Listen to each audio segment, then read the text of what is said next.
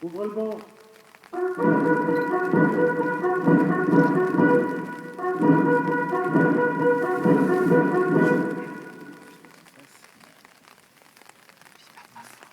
Ordre du jour numéro 26. Officiers, sous-officiers, caporaux-chefs, caporaux, parachutistes et personnel civil du 1er régiment de chasseurs parachutistes. Entré en activité le 1er mars 1980, le lieutenant-colonel Giraud arrive au terme d'une carrière de presque 36 années au service de la France. Cette cérémonie est l'occasion de rendre un hommage particulier à ce soldat exemplaire dont la carrière démontre que l'armée de terre sait récompenser ses meilleurs éléments. Lorsque 53 parachutistes du régiment étaient lâchement assassinés au Liban lors de l'attentat du Drakkar, le lieutenant-colonel Giraud débutait sa carrière. En tant que sergent au 155e RI, il préparait, comme toute l'armée de terre de l'époque, un engagement possible contre le pacte de Varsovie. De ces années qui semblent aujourd'hui si lointaines aux jeunes parachutistes du premier CP, il gardera une rigueur et un sens du devoir hors norme. Engagé volontaire sous-officier le 1er mars 1980 à l'École nationale des sous-officiers d'active, il est muté à l'École interarmée des sports en qualité d'élève le 1er décembre 1980. Formation qui va lui permettre, pendant toute sa carrière, d'allier sa passion pour le sport et sa vocation de militaire. Passion qu'il fera partager pendant 30 ans à l'ensemble des personnels qui l'entourent, en gardant toujours l'enthousiasme du jeune sergent de l'EIE. Il servira aussi comme sous-officier des sports au 150e RI pendant 7 ans, puis à l'école d'application de l'infanterie pendant 6 ans. Après sa réussite au concours des OAEA en 1994, il sort major d'une exceptionnelle promotion du groupement d'application des officiers et choisit de servir au 9e RCT. Le chef de corps décide alors de lui confier la section mortier lourd, spécialité qui marquera sa carrière d'officier. Il retrouve auprès des mortiers des qualités qui lui sont chères, abnégation, sens du service et rusticité. Rapidement repéré par les spécialistes de l'infanterie, il retourne à l'EAI en 1999 pour former l'ensemble des cadres de la reine des batailles.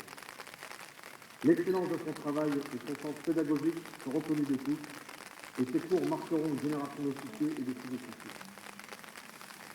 Souhaitant rester au service de l'infanterie, il part ensuite au CEITO, où il débutera sa 3e partie de carrière comme chef du BNL.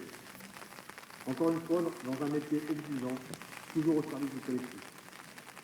Cette dernière spécialité lui permettra de revenir naturellement au premier CP, avec toujours la même jeunesse d'esprit et un enthousiasme communicatif. Je souhaite aujourd'hui profiter de l'opportunité qui m'est offerte avec le départ du lieutenant-colonel Giraud pour rendre un hommage à la vieille école, dont il est le plus illustre des représentants. Volonté, abnégation, modestie et sens du service sont les traits remarquables de cette génération. Inscrit dans nos écoles de sous-officiers pour former des appelés, le cœur de l'enseignement était fondé sur l'exemplarité, la rigueur et le professionnalisme, afin de compenser la jeunesse et l'insouciance des appelés. Le niveau du régiment reposait alors exclusivement sur la qualité et l'investissement des cadres, et en particulier des sous-officiers. Formant en permanence des jeunes, l'adhésion ne pouvait s'obtenir que par le travail, l'exemplarité et la constance dans l'effort.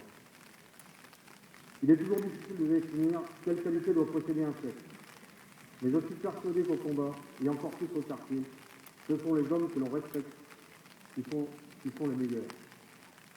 Or, le premier mot auquel on pense en parlant de lieutenant-colonel Giraud est le respect. Respect de son expérience, respect de son investissement constant, respect de sa connaissance technique, et surtout un respect profond pour ses qualités humaines remarquables, qui tout au long de sa magnifique carrière en ont fait un chef apprécié de tous. Mon cher Philippe, si un slogan peut résumer ta brillante carrière, c'est l'excellence au service des autres. Il y a 20 ans, nous choisissions tous les deux de servir dans les chasseurs parachutistes. Tu avais déjà de l'expérience, et pour tous les lieutenants, tu étais l'exemple à suivre, et l'objectif à atteindre. Je tiens à te remercier devant tout le régiment pour tout ce que tu as fait pour les RCP, mais aussi pour l'infanterie en général, et te dire que c'est un véritable honneur pour tous les parachutistes du régiment d'avoir pu faire un bout de chemin à tes côtés ou sous tes ordres. Je te souhaite dorénavant de t'épanouir en famille et que Saint-Michel maintienne un de ses plus anciens parachutiques encore de longues années en forme.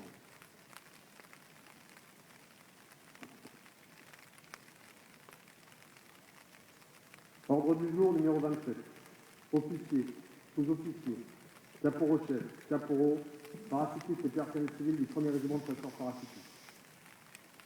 Entré en service le 1er janvier 1988, le capitaine Renard arrive au terme d'une carrière de 28 ans au service de la France, dont 18 dans les troupes aéroportées.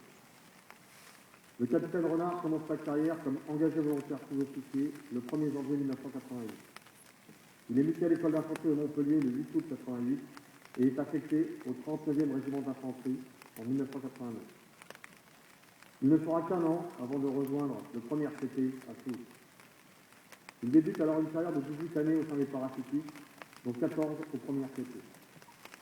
Dès ses premières années de chef de groupe, il marquera ses chefs par son exemplarité, sa rigueur et son intelligence de situation, comme le souligne le chef de corps du RIMA PNC en 1993. Jeune sous-officier parmi les plus brillants de sa catégorie, a fait preuve d'une remarquable polyvalence. Il est donc naturellement promu sergent-chef en 1994, s'imposant avec aisance comme un des meilleurs du régiment. Il partira au PEN et sera de toutes les missions de sa compagnie.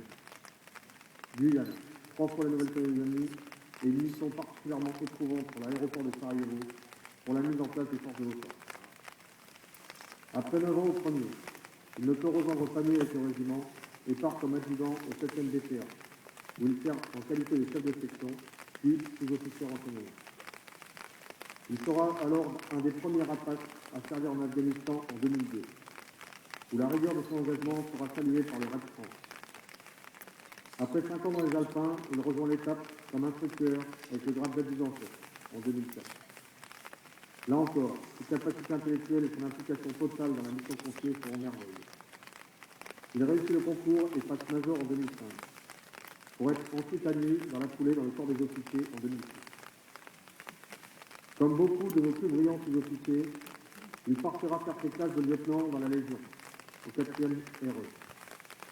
Une fois de plus, il s'intègre parfaitement et son comportement exemplaire marque les légionnaires qu'il forme pendant 2 ans. Profitant de la première opportunité possible, il revient chez lui au 1er RCT en 2008. Officier expérimenté et particulièrement polyvalent, il servira avec abnégation le 1er RCT dans des postes techniques et exposés. Au BOI, puis comme adjoint à la première au Gabon et surtout à la CCL en Afghanistan, où ses qualités de chef et de meneur d'hommes lui vaudront la reconnaissance de ses pairs et de ses subordonnés. Il a enfin commandé avec brio l'antenne de la base de défense de Pamiers. Son intelligence, sa rigueur et son amour profond du 1er RCT ont permis de mettre en place un système de soutien performant au service du régiment, tout en respectant à la lettre les directives toujours complexes de l'engagement. Mon cher Didier, te voilà arrivé au bout de la piste et tu as su tracer avec patience et abnégation. Comme le lieutenant-colonel Giraud qui nous quitte aujourd'hui, tu es un exemple de carrière à suivre entre les jeunes sous-officiers et les jeunes officiers du régiment. Nos chemins se croisent régulièrement depuis 20 ans et j'ai toujours pu admirer ton sens du service. Tu n'as jamais choisi ta mission ou demandé quoi que ce soit à tes chefs. Tu as toujours été présent dans les moments difficiles et su naturellement t'imposer, entraînant avec toi tes subordonnés pour remplir la mission, mettant autant de cœur dans les tâches obscures que dans les missions exposées. La constance de ton engagement jusqu'au Mali il y a quelques mois te vaut une estime profonde de l'ensemble de ta famille parachutiste. Bon vent Didier pour ta retraite, que je te souhaite active et que Saint-Michel te garde sous son aile protectrice.